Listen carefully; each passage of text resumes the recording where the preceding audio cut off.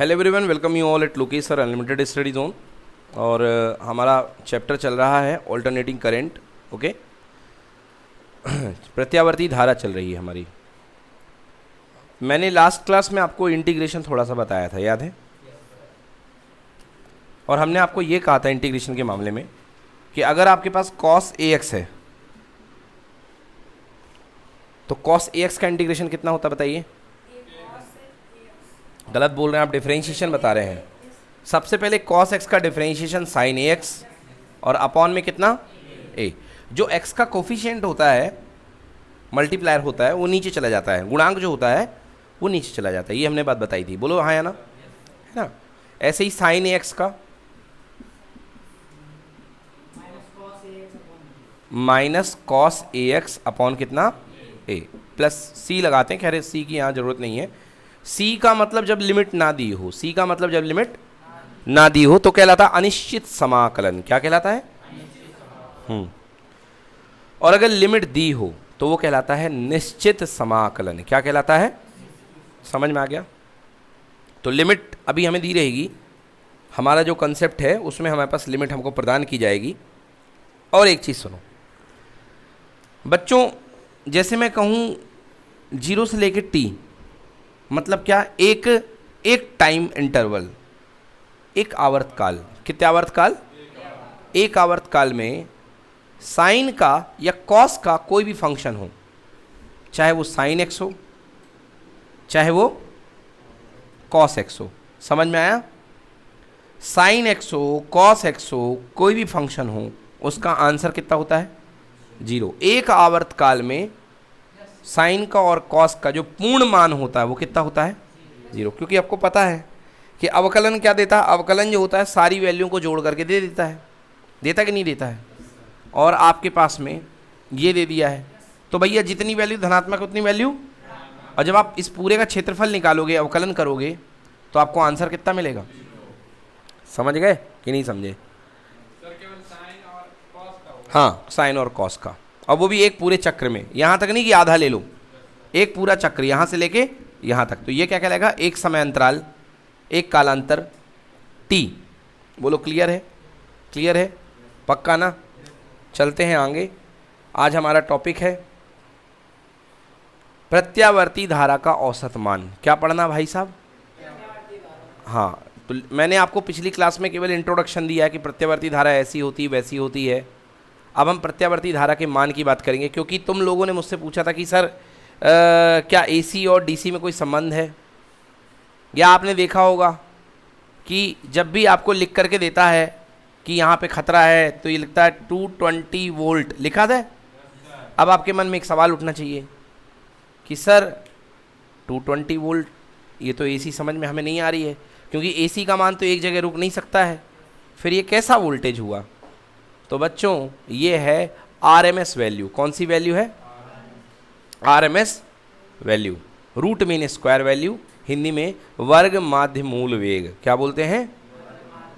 समझ में आया? समझ में आया कि नहीं आया? जैसे अब बस एक फीलिंग पकड़ लो, उससे ज़्यादा ना सोचना, फिर बाकी मैं क्वेश्चन में कराऊंगा तब समझ में आएगा। तुम बैंड बजाते हुए जा रहे हो किसी के यहाँ से, बोलो हाँ। बैंड बजता है तो कम भी होता है, तेज शोर कम भी होता है और ज़्यादा भी होता है, बोलो हाँ। जैसे बैंड की बीट पड़ती है तो तेज हो जाएगा, और जैसे बीट हटाएगा तो शोर कम हो जाएगा, बोलो हाँ या ना? कम तेज, कम तेज, कम तेज, कहीं बहुत तेज। तो मैं तुमसे कहूँ कि देखो तुम बार बार अपने बैंड को कम ज़्यादा कर रहे हो। तुम एक काम करो, तुम इसकी जगह एक हॉर्न बजा दो कि कांस्टेंट फ्रिक्वेंसी का। कितने का? है ना? एक मतलब आप कांस्टेंट 0 फ्रिक्वेंसी का, सॉरी, एक हॉर्न बजा दो जो बिल्कुल फिक्स बजता रहे, पे ऐसा, मतलब कम ज़्यादा ना हो। हाँ या ना? कम ज़्यादा ना हो। तो ये जो वैल्यू कहलाएगी ये इसके संगत, मतलब ये पूरा जो ये है, मतलब कोशिश ये है कि जितना ये परिमाण डांस करके आगे पीछे होके दे रहा है उतना ही वैल्यू ये दे दे। समझ गए कि नहीं समझे? नहीं समझे? आपका ये ऊपर नीचे अप एंड डाउन हो रहा था। मैं कह रहा हूँ ये AC है, आप भी जानते हो AC है। इस AC के संगत आप मेरे को वो वाली DC दे दो जो दोनों बराबर प्रभाव उत्पन्न करे, बराबर प्रभाव उत्पन्न करे। समझ में आया कि नहीं आया?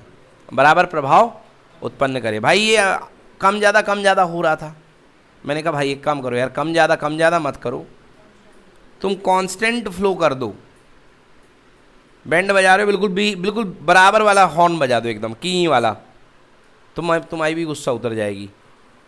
अभी आया समझ में कि नहीं आया? सर ये तो जीरो हो जाएगा ना, क्योंकि जितनी ऊपर रहेंगे नीचे, जितनी ऊपर नीचे इनका वो करेंगे औसत बिल्कुल 0/2 जीरो हो जाएगा। बिल्कुल हो जाएगा, औसत जीरो हो जाएगा, मगर क्या असर नहीं होगा क्या? सोर्स पे असर, मतलब जो लगा हुआ है उसके साथ असर नहीं होगा क्या? वो तो होगा असर। अब हम असर को नहीं पढ़ रहे हैं कि मान कितना होता है, जीरो कितना होता है। देखो जीरो का मतलब क्या है, इलेक्ट्रॉन एक बार धन से ऋण इधर चला, हाँ या ना, तो एक बार ऋण से धन इधर चला। समझ में आया? एक चक्कर में ऐसा चला इलेक्ट्रॉन, तो एक चक्कर में उल्टा चला, क्योंकि पोलरिटी बदलती जाती है, प्लस माइनस और माइनस प्लस। जनरेटर में पढ़ाया था मैंने कैसे बदलती है, याद आया ना? हाँ, तो इस वजह से वो कुल मान कितना होगा, एक चक्कर में जीरो, कुल मान कितना होगा, जीरो। समझ में आया? इसीलिए विद्युत रसायन के जो भी एक्सपेरिमेंट होते हैं, आप उनको कभी एसी से कंफर्म नहीं कर सकते हो। विद्युत रसायन के जितने भी एक्सपेरिमेंट होते हैं किससे होते हैं, डीसी से। किससे होते हैं, डीसी से। नहीं तो एक बार जो एथोड बनेगा, एनोड बनेगा, दूसरी बार क्या बन जाएगा, वो कैथोड, और जो कैथोड है वो क्या बन जाएगा, एनोड। समझ में आया कि नहीं आया? जोर से बोलो।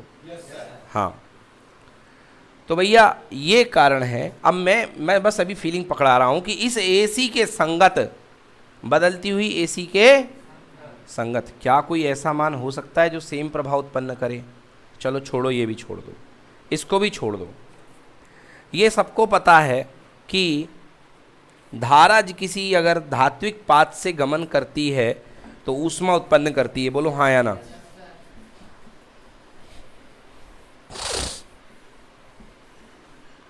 धात्विक पाथ से गमन करती हुई धारा डीसी क्या उत्पन्न करती है, ऊष्मा। क्या होता है, H=I²RT, हाँ या ना? दूसरा बताओ, अगर मैं यही धारा जो है मैं एसी फ्लो करूं तो क्या ये ऊष्मा उत्पन्न नहीं करेगी कि करेगी? क्यों नहीं करेगी? क्या इसके ऊपर ऊष्मा उत्पन्न कराने के लिए जिम्मेदार कौन होता था? क्या इस तार का प्रतिरोध मर गया, खत्म हो गया क्या, कि है जिंदा है?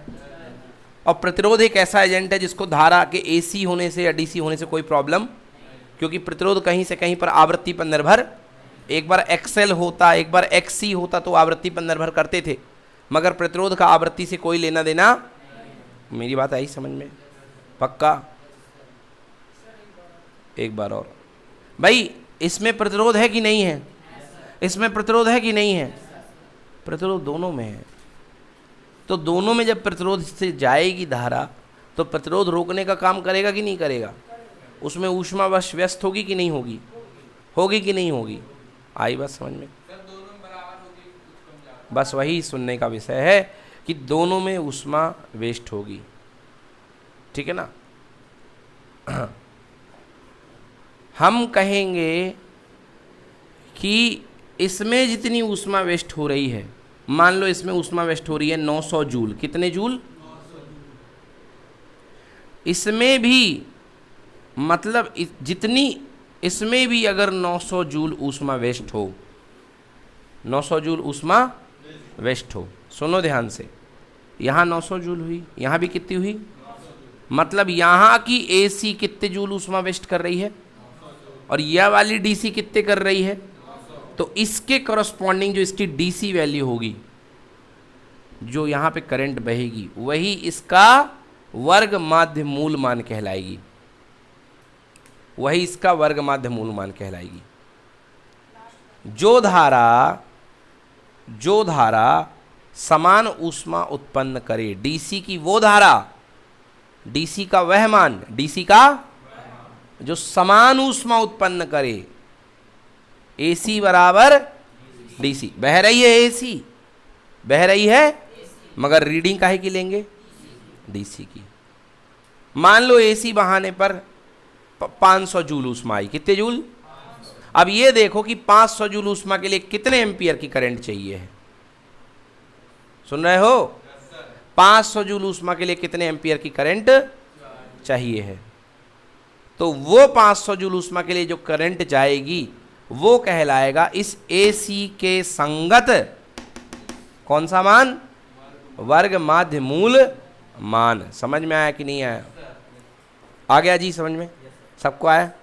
हाँ भाई साहब, नहीं आया तो बोलो नहीं आया। भाई इसमें क्या बह रही है? AC। बोलो हाँ या ना?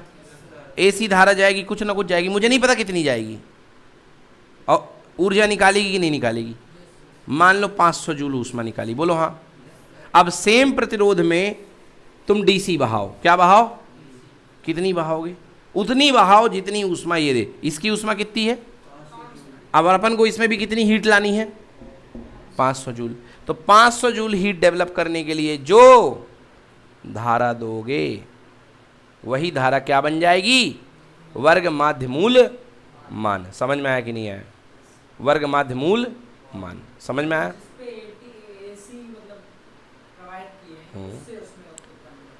उसके संगत DC, AC के संगत DC, AC के समान ऊष्मीय प्रभाव वाली DC। समझ में आया? AC के समान ऊष्मीय प्रभाव वाली DC। क्लियर कि नॉट क्लियर? सभी क्लियर है? पक्का? तो चलिए अब पढ़ते हैं अपन धारा का औसत मान। अभी और अच्छा क्लियर होगा धीरे धीरे, जैसे जैसे हम आगे बढ़ेंगे वैसे वैसे और बेहतर क्लियर होता जाएगा। RT अभी निकालेंगे क्योंकि धारा बदल रही है, तो कैसे निकलेगा? इंटीग्रेशन से। कैसे निकलेगा? उसकी हीट तो कांस्टेंट थी मगर इसकी हीट कांस्टेंट नहीं आएगी क्योंकि धारा कम और धारा ज़्यादा। समझ में आया? धारा कम और धारा ज़्यादा।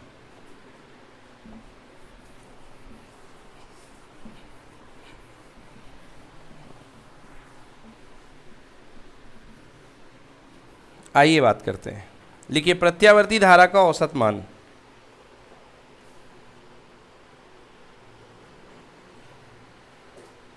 प्रत्यावर्ती धारा का औसत मान।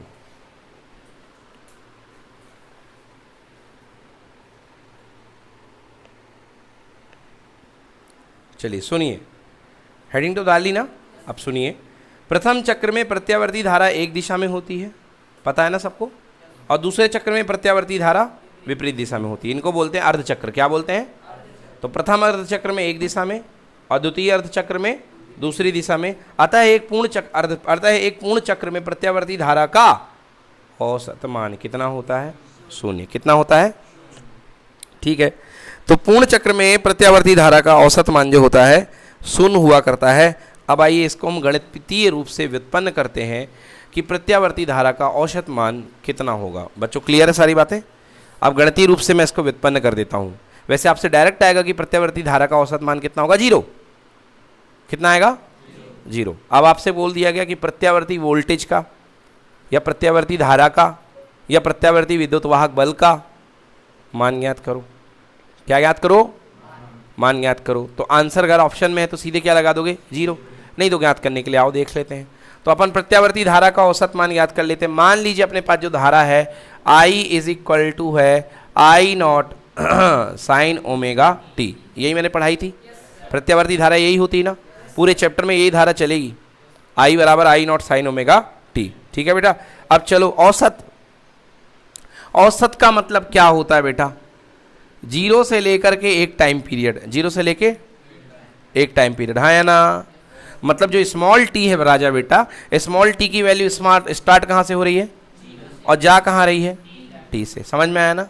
और याद रखना जो थीटा था वो अपन ने ओमेगा टी में बदल दिया था, भूलना उलना कुछ नहीं। थीटा बराबर क्या हो गया था? Omega T. कहाँ से आया था? ओमेगा बराबर कोणीय वेग बराबर कोणीय विस्थापन बटे समय अंतराल, हाँ या ना? तो भैया थीटा इक्वल टू क्या हो गया था? ओमेगा इंटू टी, कोणीय विस्थापन, है ना? यस, ये हो गया था। तो टी का मान 0 से लेके टी तक वेरी हो रहा है, बोलो हाँ। और यदि मैं इसी में बोल दूं थीटा का मान, तो थीटा का मान 0 से लेके कहाँ तक? 2 पाई तक। अगर इसी को थीटा में देखो, फिलहाल किस में देख रहे हैं अपन? टाइम में। किस में देख रहे हैं? टाइम में। और इसी को यदि कोण में देखोगे तो स्टार्ट कहाँ से? 0 से और कहाँ तक बेटा? 2 पाई तक। समझ में आया? नहीं आया तो रोक के बोलो ना। कौन सा पॉइंट नहीं आया? ये वाला पॉइंट। चलो देखो,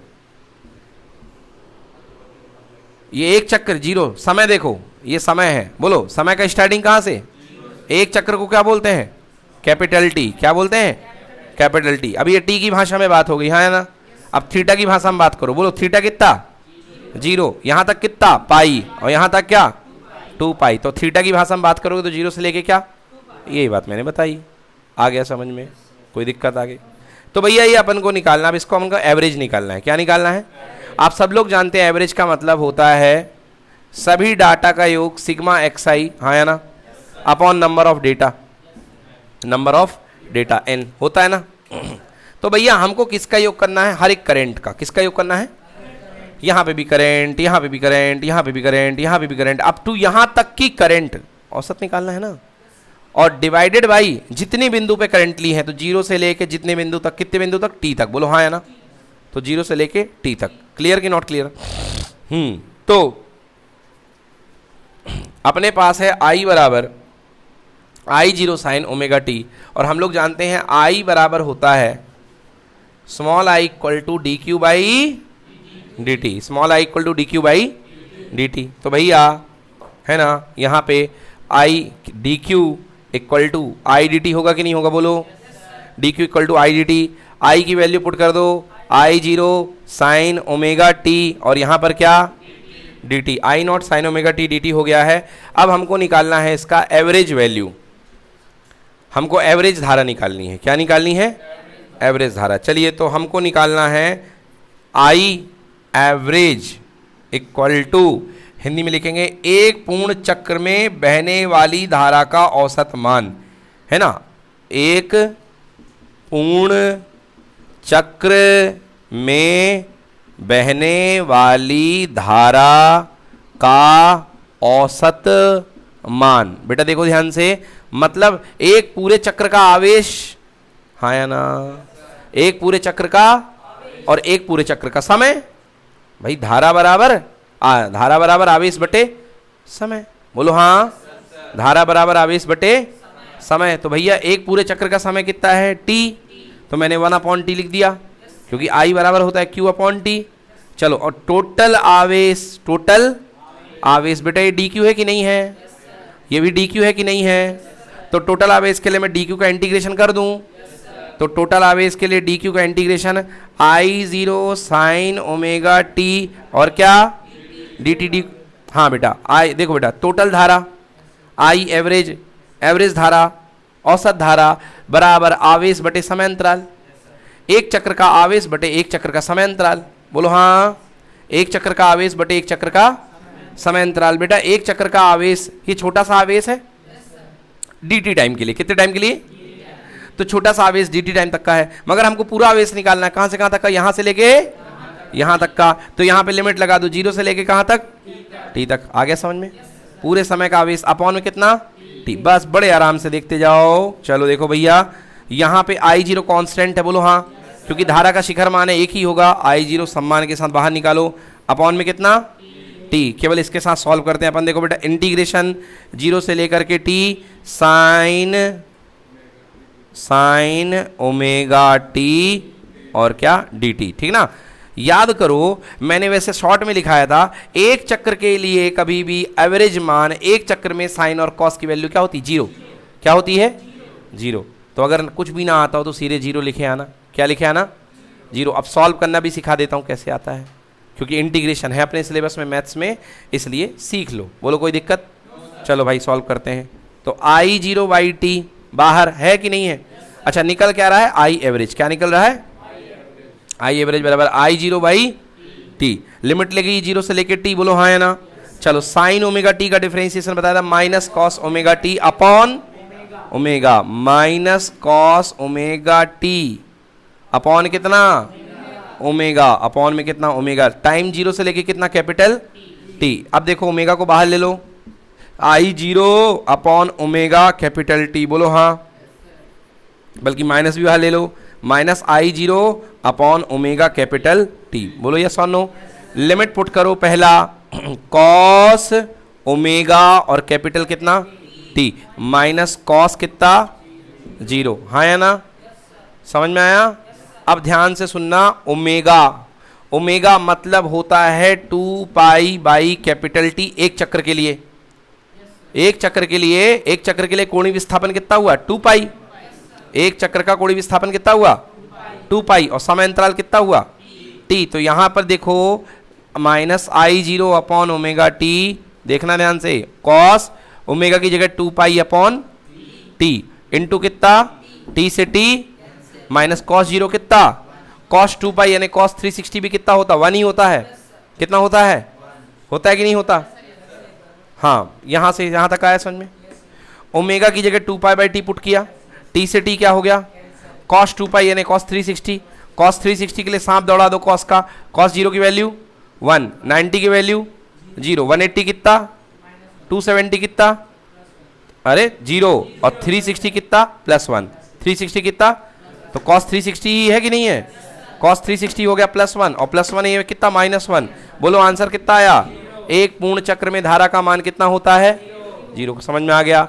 चाहते तो यहाँ भी 0 कर सकते डायरेक्टली, है ना, बट बनता है तो करेंगे यहाँ तक पूरापन, है ना। तो इस तरीके से, हाँ बेटा बोलो क्या बेटा? यहां पर वो मैंने ट्रिक लिखाई अभी, आपको बोला था ना बीच में कि बेटा साइन और कॉस का एक पूरे चक्र में आंसर कितना होता है, तो यहां पे 0 डायरेक्टली पुट कर सकते हो, लिख दोगे चूंकि एक पूर्ण चक्र के लिए, एक कालांतर के लिए साइन और कॉस का मान कितना होता है 0। वो उनके लिए बायोलॉजी बच्चों के लिए जिनसे बिल्कुल इंटीग्रेशन बनता ही नहीं है कि सर हम तो सीख ही नहीं सकते हैं, उनके लिए मैंने ये बात बताई है, उनके लिए मैंने ये रटा रखा है कि बेटा साइन और कॉस का कोई भी फंक्शन आ जाए और एक कंप्लीट चक्र मिल जाए तो आंसर कितना रख सकते हो 0। ठीक है ना, फिलहाल नोट करो, आगे समझ में ना। हाँ, तो बेटा याद रखना, ये निकाल लिया आपने धारा का औसत मान।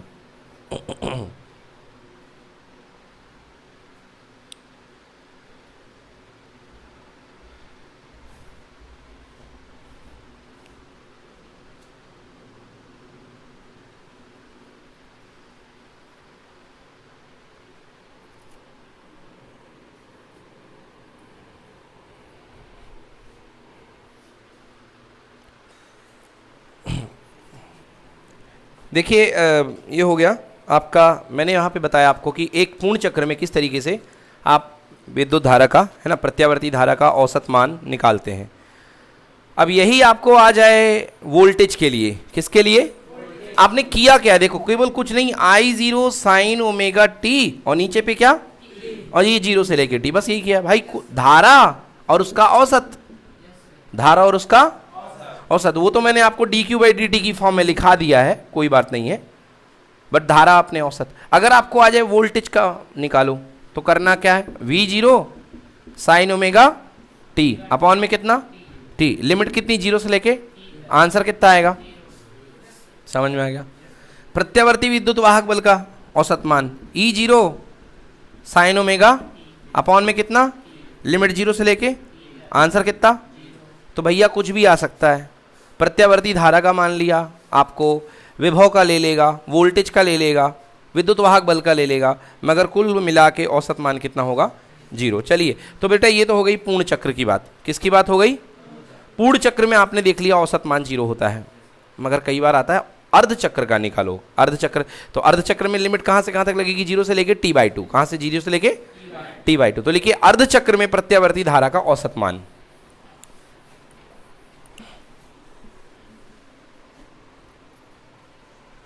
अर्ध चक्र में प्रत्यावर्ती धारा का औसत मान इक्वल टू 0 से t/2 तक बहने वाला आवेश बटे कुल समय अंतराल। तो कुल समय अंतराल कितना होगा, t/2 होगा ना बच्चों। कुल समय अंतराल अब कितना हो जाएगा, t/2, पहले t पूरा हो रहा था, अब कितना हो जाएगा t/2। चलिए तो देखते हैं, 0 से लेकर t/2 तक बहने वाला आवेश, है ना, वही dq यानी IDT। dq बराबर कितना, IDT भूल गए क्या, 0 से लेके t/2, यहाँ पे I और यहाँ पर कितना dt, याद है ना, 0 से लेके t/2 और यहाँ पे हो गया I और dt, और यहाँ पे लिमिट कितनी t/2, वही है ना बेटा, I स्मॉल में यूज़ करता हूँ हालांकि, है ना। चलिए 0 से लेके t/2 क्या होता है बोलो, I0 साइन ओमेगा टी और ये कितना डी टी और नीचे कितना टी बाई टू। तो बेटा एक काम करूँ मैं इसको पलट करके 2/t लिख दूँ, क्योंकि 2 ऊपर और t नीचे, बेवजह परेशान कर रहा अपन को, है ना बेटा। देखो 2I0 अपॉन कितना t बाहर, हाँ या ना। साइन ओमेगा टी का इंटीग्रेशन नीचे क्या आता है बेटा, ओमेगा, नीचे क्या आता है ओमेगा, और ऊपर क्या होता है कॉस ओमेगा टी, वो भी माइनस का, वो भी किसका माइनस का। तो माइनस भी क्या ले लिया अपन ने बाहर। बेटा ये देखो यहाँ पे अपने पास t/2 है, पलट करके 2/t और अंदर I0 साइन ओमेगा टी। नहीं मेरी एक लाइन खराब हो रही थी ना बार बार, तो अपन कॉस के साइन ओमेगा टी का माइनस कॉस ओमेगा टी, बोलो हाँ। और लिमिट कितनी है, कोई 0 से लेके कितना t/2, ठीक है ना। चलो भाई देखो यहाँ पे, तो -2I0 अपॉन कितना हो गया ओमेगा टी, ओमेगा टी। देखो कॉस ओमेगा टी है, तो कॉस 2π, बोलो हाँ, अपॉन कैपिटल ओमेगा की जगह 2π/t इंटू स्मॉल टी की जगह बोलो t/, माइनस कॉस 0 यानी 1, हाँ या ना। t से t क्या हो गया, और ये देखो 2 से 2 भी क्या हो गया कैंसिल। कॉस पाई यानी 180 डिग्री, कॉस 180 डिग्री -1 कितना होता है, सांप दौड़ा दो 0 से। कॉस 0 की वैल्यू 1, 90 पे 0, 180 पे -1, 180 पे कितना है, बोलो आया समझ में। तो -1 कितना हो गया -2, हुआ कि नहीं हुआ, -1 हो गया -2, तो अपने पास कितना हो गया, और बाहर हो जाएगा 4, क्या हो गया बाहर 4। तो आंसर हो गया 4I0 अपॉन ओमेगा टी, है ना 4I0 ओवर ओमेगा टी। अच्छा देखो ध्यान से, ओमेगा टी को अपन कुछ लिख सकते हैं, ओमेगा टी को, ओमेगा इक्वल टू होता है 2π/t, बोलो हाँ। और ओमेगा टी यानी टी का मल्टीप्लाई यहाँ, तो टी का मल्टीप्लाई टी से टी कैंसिल, मतलब ओमेगा टी कितना होगा 2π, होगा कि नहीं होगा। तो भैया आंसर हो गया 4I0, 4I0 अपॉन कितना बेटा 2 से 2 कैंसिल, मतलब 2I0 अपॉन कितना पाई। आया समझ में, 2I0 अपॉन पाई। सुनो ध्यान से, और I0 क्या मैं इसको π/2 लिख सकता हूँ, नहीं लिख सकता क्या, बोलो बेटा। ये स्टैंडर्ड फॉर्मूला है ओमेगा टी का एक चक्कर के लिए। ये कैपिटल टी था, तुम देखो ध्यान से, ये क्या था यहाँ पे कैपिटल टी है ना, क्या है ये कैपिटल टी है, नहीं एक चक्कर वाली बात नहीं है, एक चक्कर वाली बात नहीं है। देखो जब यहाँ पे जब आया था सॉल्व होकर के t/2 आया, t/2 ही पुट किया था, मगर t नीचे रह गया था, 2 ऊपर रह गया था, बोलो हाँ। तो इसका 2 ऊपर बैठा है ना, जो 2 2 जा 4 हो गया मेरे भाई, है ना। तो मैंने कुछ वो नहीं करा है बेटा, यहाँ पे भी मतलब ओमेगा टी जो आया अपन ने प्लेन उसकी वैल्यू पुट कर दी, मतलब ओमेगा का मान हमेशा 2π/t होगा 100%। अरे भाई अब ये क्या, देखो भाई आपको निकालना है, ये एक चक्कर लगाया, बोलो हाँ, ये एक चक्कर लगाया, तो एक चक्र का कोणीय वेग theta, omega is equal to theta upon कितना T, omega equal to theta upon T, कोणीय विस्थापन बटे समय अंतराल, हाँ या ना। अब आप बताओ एक चक्र के लिए स्मॉल टी कैपिटल टी ही तो होगा, क्योंकि एक चक्र में लगने वाला समय कहलाता आवर्तकाल, बोलो हाँ। और जब एक आवर्तकाल किसी वृत्तीय गति में घूमोगे तो कोण सेंटर पे बनने वाला कितने डिग्री होगा, 360 को अपन क्या बोलते हैं 2π। तो भैया स्टैंडर्ड फॉर्मूला तो बनवा ही करेगा 2π/t, बोलो हाँ, बनेगा कि नहीं बनेगा। तो ओमेगा हर हाल में 2π अपॉन कैपिटल टी ही होगा। अब समझ में आया कि नहीं आया, हाँ भाई साहब क्लियर है कि नहीं है। फिर से देखो यहाँ से 2 ओमेगा अपॉन π0 माइनस था, हाँ 2 ओमेगा की जगह 2π/t, 2t/2, t से t कैंसिल हो गया, 2 से 2 कैंसिल हो गया, ओमेगा पाई आ गया, कॉस पाई आ गया, कॉस पाई की वैल्यू कितनी -1, कॉस पाई की वैल्यू कितनी -1, ये -1 ये कितना हो गया -2, बोलो हाँ, माइनस से माइनस कैंसिल, 2 2 जा कितना 4I0 upon omega T, 4I0 upon omega capital T, समझ में आया ना। ओमेगा टी की वैल्यू कितनी आएगी 2π, ओमेगा टी की वैल्यू 2π। देख बेटा अब कंफ्यूज हो रहा है, ओमेगा कैपिटल टी, ओमेगा बराबर होता है 2π/t, बोलो हाँ, और कैपिटल टी ये वाला टी यानी ये वाला टी, टी से टी क्या हो गया, अब आया समझ में। फिर से कंफ्यूज हो गया भाई मेरे, अर्धचक्र के लिए small T equal to t/2 रखते ना, तो वो तो रख चुके ना बेटा, ये देखो ये रख चुके हैं यहाँ पे, तब ना कैपिटल टी ये बना है बेटा, बोलो हाँ या ना। अब तुम सही कह रहे हो कि सर स्मॉल टी रखते हैं तो t/2 ही रख चुके हैं, तो यही टी तो आया था, हाँ या ना? सर इंटीग्रेशन के बाद लिमिट जब छूटती है तब तक समझ नहीं आया। चलो चलो देखो यहाँ फिर से देखो, कॉस ओमेगा टी, हाँ या ना? अब टी की जगह पहला क्या आएगा? T by two. बोलो, टी की पहली लिमिट क्या आएगी? ओमेगा टी पूरे की जगह आएगा। क्यों आएगा भाई साहब? एंगल टी का है, ओमेगा तो कांस्टेंट है, ओमेगा तो कांस्टेंट है। बोलो अब तुम कैसी बात कर रहे हो? साइन ए एक्स है और एक्स की लिमिट दी गई 0 से लेके 1, तो ए एक्स की जगह रखोगे कि एक्स की जगह रखोगे? तो वैसे ही तो टी की जगह रख रहा हूँ यहाँ पे मैं। बोलो क्लियर हुआ कि नहीं हुआ?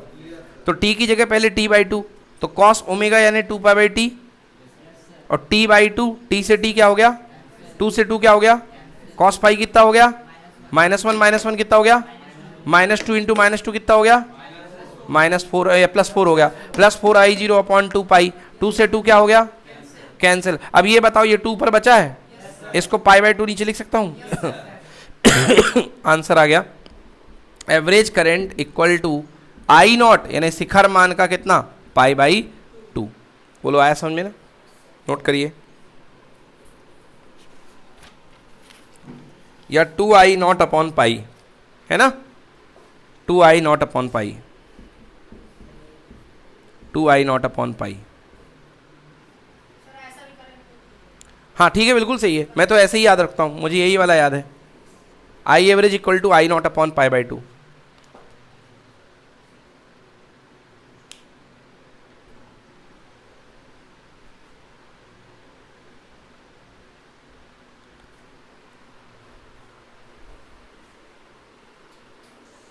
देखिए यहां पर आपके पास में जो एवरेज मान आया है अर्धचक्र में बेटा, वो कितना आया है? 2 अपॉन पाई गुणे शिखर मान। बोलो हाँ या ना? 2 अपॉन पाई, अपने कैलकुलेटर में देखो 2 अपॉन पाई का मान 3.14, बेटा डिवाइड करके देखो, आई नॉट 0.638 आता था मेरे टाइम में, डिवाइड करो जरा कैलकुलेटर में, 2 अपॉन 3.14, 0.6369।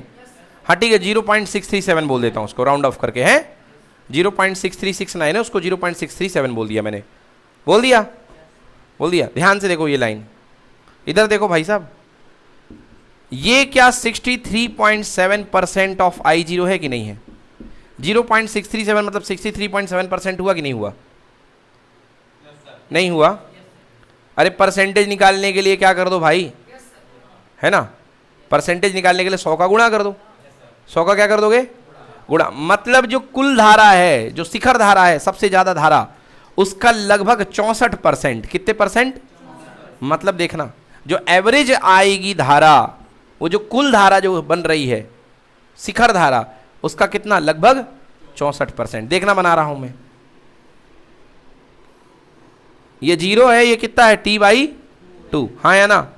और ये है शिखर धारा I0, I not, I not पूरी मतलब 100%, आई नॉट मतलब यहां पर बीच में 50 होगा, बोलो हाँ, 50 से थोड़ा सा ऊपर 60 होगा, और 60 से थोड़ा सा ऊपर 7 होगा, मतलब ये जो लाइन है, ये आपको जो ये धारा मिल रही है, अगर यहां वाल इतनी करंट लोगे, इतनी करंट लोगे, तो ये कौन सी करंट है भैया?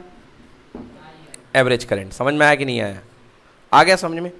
देखो फिर से, शिखर धारा इतनी है कि नहीं है? अब जो आपके पास में आई है एवरेज धारा, औसत धारा, वो शिखर मान का कितने परसेंट आई है? 63 पॉइंट, तो भैया 50 यहां पे होगा, 50 से ऊपर 63 थोड़ा सा ले लो, तो मतलब यहां पर जो करंट की अमाउंट बनेगी वो क्या है? I average. आई बात समझ में कि नहीं आया? समझ में आया कि नहीं आया? अगर आपके पास कोई कह दे कि आपके पास शिखर धारा है 10 एम्पियर की, कितने एम्पियर की, और बोले भैया एवरेज धारा निकालो, क्या निकालो? तो वेरी सिंपल, आई एवरेज बराबर 0.637 इंटू कितना? I0, 10 ampere. बोलो हाँ, 10 का मल्टीप्लाई कर दो, आंसर कितना? 6.37 एम्पियर। आया समझ में? मतलब यदि कुल धारा I0 है, तो जो एवरेज धारा बनेगी उसका क्या है? लगभग 64%। कितने परसेंट है? बोलो समझ में आया कि नहीं आया? 63.7, इसलिए मैं उसको 64 बोल रहा हूँ। बोलो क्लियर हुआ कि नहीं हुआ?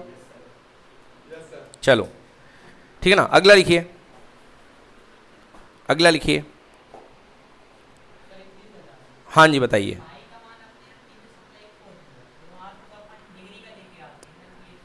अच्छा 3.14 डिग्री है क्या? 3.14 रेडियन नहीं है क्या? रेडियन ही तो है, तो ठीक तो है, क्या दिक्कत है? 22/7 रख दो। और डिग्री तो मैंने पूरे लेक्चर में कहीं यूज ही नहीं किया है। नहीं होना चाहिए, बिल्कुल नहीं होना चाहिए। पूरा लेक्चर हम किस में कर रहे हैं? एसआई यूनिट क्या होती है? रेडियन।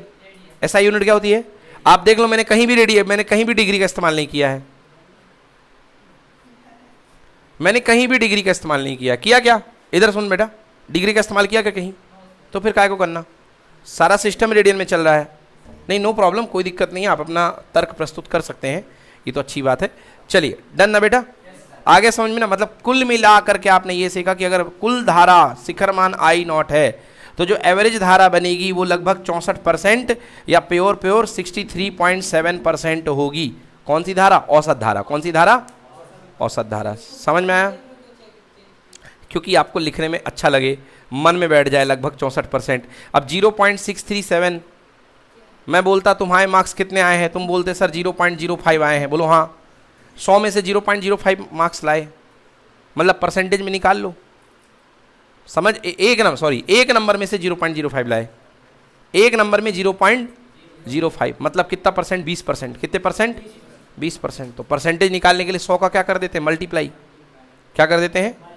मल्टीप्लाई, है ना? तो इंटू 100 का मल्टीप्लाई कर दो। सॉरी 5% नंबर है, एक में 0.5। हाँ, तो ये देखो समझ में आ गया ना? एक नंबर की बात करोगे तो एक में कितने आए हैं? ओनली 5%। कितने आए हैं? 5%। समझ में आया कि नहीं आया?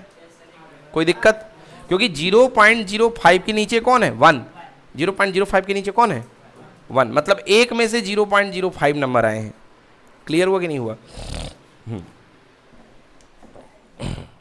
चलिए